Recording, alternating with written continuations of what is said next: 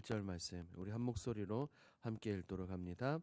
이스라엘 자손이 각자의 성읍에 살았더니 일곱째 달에 이르러 일제히 예루살렘에 모인지라. 아멘. 오늘 본문은 고국으로 돌아온 백성들이 이 약속의 땅에서 무엇을 하는지에 대한 내용을 다루고 있습니다. 이스라엘 백성들은 포로로 있다가 고국으로 돌아오게 되었죠. 고국으로 귀환한 지 한 3개월쯤 되었을 때 백성들은 가장 먼저 무엇을 했을까요? 오늘 본문 말씀을 통해 함께 살펴보도록 하겠습니다. 내용 관찰 1번입니다. 각자의 성읍에 살던 이스라엘 자손이 일제히 예루살렘에 모인 때는 언제입니까? 고국으로 귀환한 백성들은 각자의 성읍에서 열심히 살고 있었습니다. 그런데 우리가 방금 읽은 이 1절 말씀을 보니 일제히 모두가 예루살렘에 모이기 시작을 했습니다. 왜냐하면 이것은 본문에서 말하고 있는 것처럼 일곱째 달이기 때문입니다. 여기서 우리는 일곱째 달이 유대인들에게 왜 중요한지 먼저 이해해야 합니다. 일곱째 달은 중요한 많은 여러 절기들이 있기 때문이죠. 나팔절과 대속죄일 그리고 초막절이 모여있는 일곱째 달이기 때문에 유대인들은 이 일곱째 달을 가장 중요하게 여겼습니다. 백성들은 귀환하여 각자의 성읍에 머물며 이때를 기다리며 준비했습니다. 이제 때가 되었기 때문에 예루살렘으로 모이는 것이죠. 그리고 1절 하반절을 보십시오. 일제히라는 단어가 있습니다. 모든 백성들이 같은 마음으로 같은 뜻으로 모이고 있음을 볼 수 있죠. 2번입니다. 이스라엘 자손은 누구를 두려워하여 번제로 제사를 드립니까? 백성들은 수십 년간 포로로 있다가 고국에 귀환을 했습니다. 고국으로 귀환한 백성들이 전에는 잠잠히 있다가 7월에 예루살렘으로 일제히 모이니 당연히 주변 나라 사람들의 시선을 한 몸에 받을 수밖에 없는 상황이죠. 주변 나라들이 어떻게 반응할지 어떤 행동을 보일지 모르는 상황에서 유대인들은 두려움에도 불구하고 그들을 모여서 제단을 쌓고 번제를 드리는 모습을 볼 수 있습니다. 이렇게 두려움을 극복하고 하나님께만 제사 드리려고 하는 백성들의 모습을 살펴보며 우리는 많은 것들을 깨달을 수 있습니다.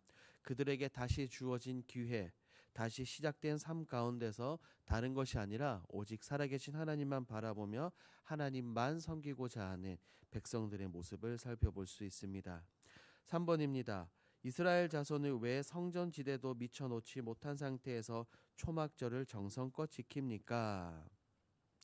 앞서 말씀드린 것과 같이 이 유대인들에게 절기는 매우 중요합니다. 특별히 본문에서 말하는 초막절은 출애굽한 백성들 그리고 광야 생활 가운데 지켜주신 하나님을 기억하며 감사를 표하는 절기입니다. 그들이 모여서 초막절 절기를 지키며 하나님 중심으로 모여 생활하고자 했습니다. 이것은 곧 다름 아닌 율법대로 오직 하나님의 인도하심을 따라 살고자 하는 백성들의 모습입니다. 5절 상반절을 보십시오. 그 후에는 항상 드리는 번제와 초하루와 여호와의 모든 거룩한 절기의 번제를 드렸다라고 기록이 되어 있습니다. 참으로 진실로 변화된 백성들의 모습입니다. 하지만 한 가지 안타까운 것이 있는데 그것은 바로 파괴된 성전이 아직 재건되지 못한 상황입니다. 포로로 끌려가기 전 침략을 받아 무너진 그대로 있는 성전입니다. 백성들은 일곱째 달 절기를 지키며 본격적으로 성전을 다시 재건할 준비를 하기 시작합니다. 그래서 7절 말씀을 보니 성전 재건의 준비를 차근차근 하고 있죠. 4번 느낀 점을 보도록 합니다. 이스라엘 자손이 하나님께서 행하신 출애굽의 은혜를 기억하며 초막절을 지키는 모습에서 무엇을 느낍니까? 지금 백성들은 예루살렘에 모이기는 했는데 성전의 기초가 없는 상태입니다. 이런 상황이면 충분히 스스로 합리화하며 대충 할 수도 있지 않겠습니까? 하지만 백성들은 아랑곳하지 않고 그곳에서 아침으로 저녁으로 번제를 드리며 하나님께 감사를 고백합니다. 이 모습을 보며 많은 것들을 깨닫고 생각해 볼 수 있습니다. 먼저 언제나 어디서나 우리는 하나님께 나아갈 수 있음에 감사해야 합니다. 본문의 백성들은 제사하기 위해 예루살렘으로 모였습니다. 하지만 우리는 어떻습니까? 우리 주님 때문에 언제나 어디서나 하나님께 나아갈 수 있게 되었습니다. 그러니 어찌 하나님께 나아가는 그 모든 행위들을 소홀히 할 수 있겠냐는 겁니다. 백성들이 백성들보다 더 열정적으로 정성을 다해 하나님을 예배해야 될 줄 믿습니다. 그리고 백성들의 이 모습을 통해 백성들이 이제야 진정으로 하나님을 경외하는구나라는 것을 깨닫게 됩니다. 하나님의 은혜에 감사하며 절기를 지키며 밤낮으로 제사하는 모습을 통해 이전에 우상 숭배하며 죄를 짓던 백성들의 모습이 포로 생활을 통해 많이 변했구나라는 것을 깨닫게 됩니다. 이전에는 기억하지 못했지만 이제는 늘 기억하는 이 본문에 나오는 백성들의 모습을 보며 우리 역시 늘 지금까지 여기까지 그리고 앞으로도 인도해 주실 하나님을 기억하며 감사를 고백하는 여러분들이 되길 주님의 이름으로 축복합니다. 5번입니다. 과거에 내게 베풀어 주신 하나님의 은혜 중 잊고 살았던 것은 무엇입니까? 우리 누구나 하나님께서 각 개개인에게 베풀어 주신 은혜가 많은 줄 생각합니다. 하지만 그것들이 일상생활이 되면서 혹은 익숙해지면서 때로는 잊고 살아가는 경우가 너무나도 많죠. 너무나 당연한 듯이 생각하는 것들이 많다는 것입니다. 저는 요즘 생명에 대해서 감사하고 있습니다. 제가 지금 호흡하고 살아가는 것 자체가 하나님의 크신 은혜입니다. 하나님이 아니었다면 지금의 저는 없었을 것입니다. 성경을 보며 또한 하반기 구약 파노라마 양육을 진행하며 가장 잊고 살았던 것을 다시 깨닫게 되었는데 새 생명을 주신 하나님께 대한 감사입니다. 두 번째 삶을 살 수 있게 해주신 하나님인데 바쁘다는 핑계로 그저 주어지었으니까 당연한 듯 살았던 지난 모습들이 끊임없이 떠올랐습니다. 여러분들의 적으신 적용점은 어떻습니까? 혹여나 잊고 살았던 하나님의 은혜가 있다면 그것을 소홀히 하고 외면하는 것이 아니라 다시 기억하시며 매일 감사를 표현하시는 여러분들이 되길 소망합니다.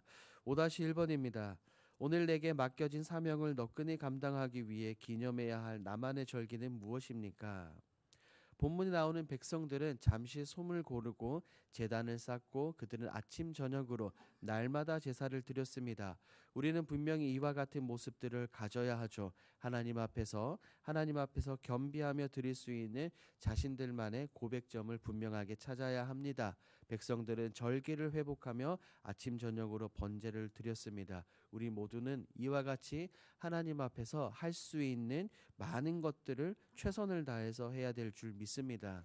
교회에서 올 하반기 양육들을 시작하며 좋은 소문들을 많이 들었습니다. 신앙의 회복을 위해서 몇몇 분들이 주중에 계속 모여서 말씀을 읽고 나누고 적용하고 함께 기도한다고 그런 소식을 들었습니다. 이와 같은 모습들이 개개인들이 각자의 제단을 쌓고 절기를 지키는 모습들이 아닌가라는 생각을 해봅니다. 우리 모든 성도님들도 하나님 앞에서 이런 모습들을 가지길 축복합니다. 백성들은 제단을 쌓고 절기를 지키며 하나님과 더욱 가까워졌습니다. 이러한 방식을 통해 각 개개인마다 하나님께 더욱 가까이 나아가는 저와 여러분 우리 모두가 되길 주님의 이름으로 축복합니다. 아멘. 함께 기도하겠습니다. 첫 번째, 여기까지 인도해 주신 하나님을 기억하며 사랑을 고백하게 하소서.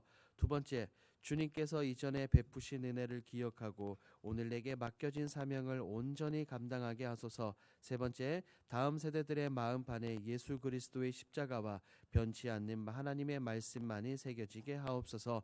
이와 같은 공동기도 제목으로 기도하시고 여러분들이 가지고 오신 개인 기도 제목으로 자유롭게 기도하시다가 돌아가겠습니다. 우리 주여 힘차게 부르짖고 기도하겠습니다. 주여